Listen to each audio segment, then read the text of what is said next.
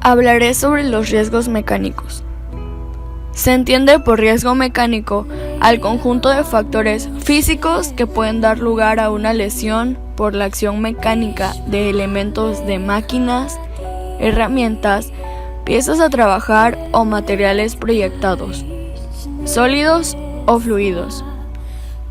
El concepto de máquina comprende a todos aquellos conjuntos de elementos o instalaciones que transforman energía con vista a una función productiva principal o auxiliar.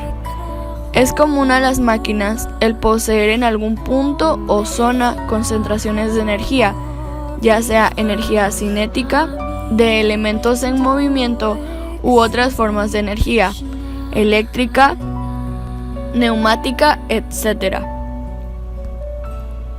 Podemos diferenciar el conjunto de una máquina en dos partes. La primera parte es el sistema de transmisión. Este dice que es el conjunto de elementos mecánicos cuya misión es el de producir, transportar o transformar la energía utilizada en el proceso. Esta parte de la máquina se caracteriza porque el operario no debe penetrar en ellas durante las operaciones de producción. La segunda es la zona de operación o punto de operación. Esta es la parte de la máquina en que se ejecuta el trabajo útil sobre una pieza, mediante la energía que el sistema de transmisión comunica al elemento activo de la máquina. Esta zona caracteriza en que el operario debe penetrar en ella en las operaciones normales de alimentación, extracción de piezas o si es proceso automático para corregir deficiencias del funcionamiento. Las formas elementales del riesgo mecánico son: peligro de sillazamiento. Este riesgo se encuentra localizado en los puntos donde se mueven los filtros de dos objetos lo suficientemente juntos el uno del otro, como para cortar material relativamente blando. Muchos de estos puntos no pueden ser protegidos, por lo que hay que estar especialmente atentos cuando esté en funcionamiento, porque en muchas ocasiones el movimiento de estos objetos no es visible debido a la gran velocidad del mismo. La lesión resultante suele ser la amputación de algún miembro. La segunda es el peligro de atrapamiento o de arrastres. Es debido por zonas formadas por dos objetos que se mueven juntos, de los cuales al menos uno rota, como es el caso de los cilindros de alimentación, engranes, correas de transmisión, etc. Las partes del cuerpo que más riesgo corren de ser atrapadas son las manos y el cabello. También es una causa de los atrapamientos y de los arrastres la ropa de trabajo utilizada. Por esto, para evitarlo, se debe usar ropa ajustada para evitar que sea enganchada y proteger las áreas próximas a elementos rotativos, y se debe llevar el cabello recogido. Por tercero y último, tenemos el peligro de aplastamiento. Las zonas de peligro de aplastamiento se presentan principalmente cuando dos objetos se mueven uno sobre otro, o cuando uno se mueve y el otro está estático. Este riesgo afecta principalmente a las personas que ayudan en las operaciones de enganche, quedando atrapadas entre la máquina y pared. También suelen resultar lesionados los dedos y las manos. Ahora hablaré sobre los riesgos infectobiológicos. Los riesgos infectobiológicos son agentes vivos microscópicos que se encuentran presentes en el ambiente de trabajo, capaces de producir ciertas infecciones, reacciones alérgicas o tóxicas en los trabajadores que se exponen a estos durante la realización de su tarea. Las infecciones son el daño a la salud del trabajador que más frecuentemente causan los riesgos biológicos y son provocadas por el riesgo al organismo de virus, bacterias, parásitos u hongos. A los riesgos biológicos se les incluye dentro de los contaminantes del ambiente de trabajo, junto a los contaminantes físicos y químicos. Los gérmenes patógenos son elementos de trabajo producidos por personas, animales o el ambiente en el proceso del trabajo y pueden transferirse por 3 vías. Vía respiratoria, la principal. Vía cutánea, erosiones, heridas, objetos cortantes y pinchazos. Y vía digestiva, ingestión por piteo, alimento contaminado, etc. La prevención de los riesgos biológicos son las medidas de prevención y control, son las que deben adecuarse al tipo de germen, a la fuente de infección y al modo de transmisión propio de cada enfermedad. Sin embargo, pueden establecer algunas recomendaciones generales para todos los trabajos con riesgo. Riesgos de la electricidad. Corriente eléctrica. Movimiento ordenado y permanente de las partículas cargadas en un conductor bajo la influencia de un campo eléctrico. Baja tensión. Se considera baja tensión a aquella cuyo valor eficaz es inferior o igual a 1000 voltios en alterna y 1500 voltios en continua. Las tensiones usuales son normalmente las de 380 voltios entre fases y de 220 voltios entre fases y neutro. Alta tensión.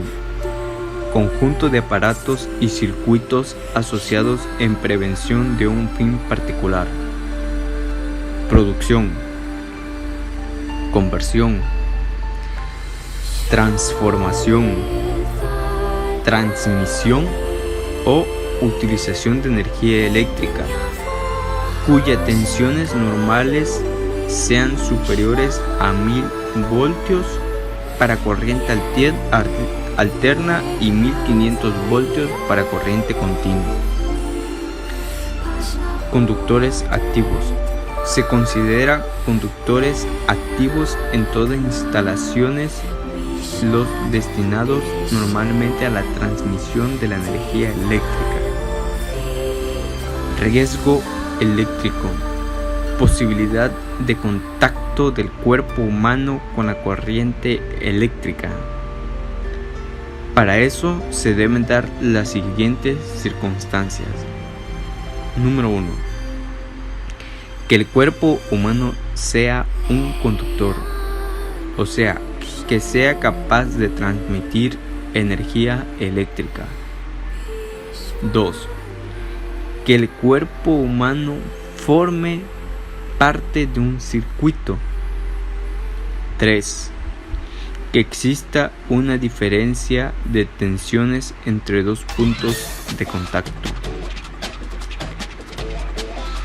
El punto de contacto puede ser contacto directo, o sea, cuando una persona toca o se pone en contacto con un conductor instalado. Por ejemplo, una máquina, un enchufe o un portalámparas. Otro también podría ser por contacto directo, aquellos que se producen al tocar partes metálicas, conductores, elementos o máquinas carcasas que no deberían estar sometidos a tensión directa, pero que circunstancialmente han quedado bajo tensión accidental. Riesgos químicos. Los riesgos químicos no tienen una elevada incidencia en el sector educativo.